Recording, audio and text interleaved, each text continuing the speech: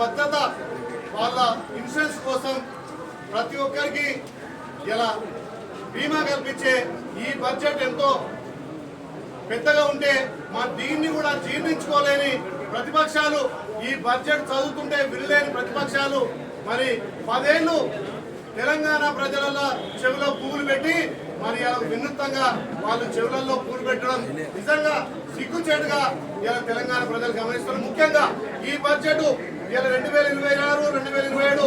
3,24,234 కోట్లతోటి ఈ రాష్ట్రం ప్రవేశపెడితే దాని మూలధనం 47,267 కోట్లుగా రెవెన్యూ ద్వారా 2,34,406 కోట్లతోటి మరి అన్ని రంగాలకు ముఖ్యంగా వ్యవసాయ రంగానికి పెద్ద ఎత్తున పెద్దపీట వేసి 16.6% తోటి వ్యవసాయ రంగానికి బడ్జెట్ కేటాయిస్తే దీన్ని జీర్ణించుకోలేని మరి ప్రతిపక్ష నాయకులు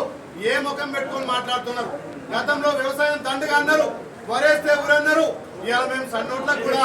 ఇలా బోనస్ ఇచ్చుకుంటూ ఇలా రైతు భరోసా ఇచ్చుకుంటూ రైతన్నలకు రుణమాఫీ చేసుకుంటూ ముందుకు పోతే దీన్ని జీర్ణించుకోలేకపోతున్నారు. 10 ఏళ్లుగా తెలంగాణ సంపదను మంది కొక్కు లెక్క మేసి ఇలా పేద ప్రజలకు పేద విద్యార్థులకు ఇలా మేము అల్పాహారం పెడుతుంటే ఇంటర్మీడియట్ విద్యార్థులకు మంచి భోజన సదుపాయంతో